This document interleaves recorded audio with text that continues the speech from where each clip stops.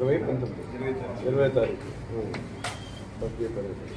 20 తారీఖు సాయంత్రం 6:30 గంటలకి ఒక లారీ రైస్ మిల్లుకి వెళ్తున్నటువంటి ఒక లారీ నర్సన్పేటలో బయలుదేరి బైర్ జంక్షన్ వచ్చి బైర్ జంక్షన్ నుంచి గంగమ్మ మోడర్న్ రైస్ మిల్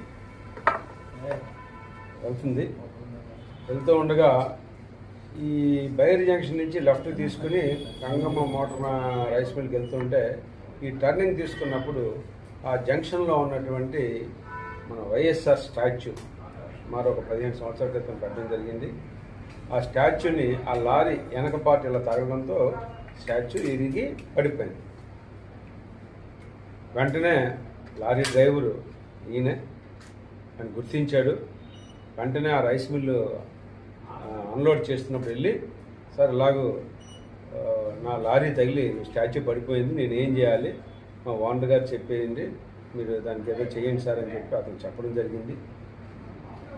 ఈ విషయం అనేది అందరికీ తెలిసిన విషయమే.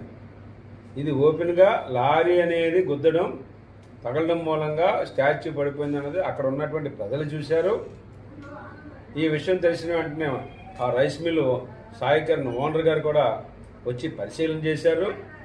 లారీ ఓనరు చోడవరం, అనకాపల్లి జిల్లా చోడవరం ఊరికి చెందినటువంటి ఓనర్కి చెప్పడం జరిగింది.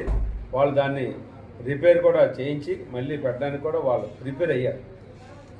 కానీ ఈ లోపుగా ఆ ఊరి బైరికి చెందిన వైస్ సర్పంచ్ అసిర్ నాయుడు, ఆయన వైఎస్ఆర్సీపీ పార్టీ ఆయన వచ్చి స్టాచ్యూని ఎవరో తెలియని వ్యక్తులు ఎరగొట్టారని, లారీ కూడా తగిలినట్టుగా అంటున్నారని వర్షంతో ఒక కంప్లైంట్ ఇవ్వడం జరిగింది.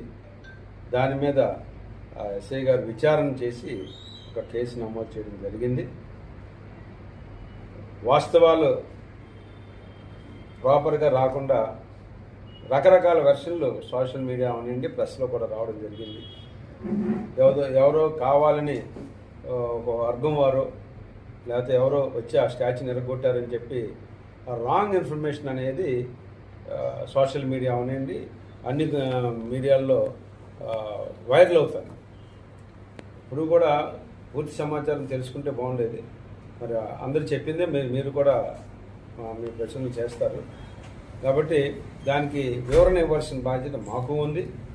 ఎందుకంటే ఎస్ఐ గారు డీటెయిల్ ఎంక్వైరీ చేశారు, సిఏ గారు ఎంక్వైరీ చేశారు,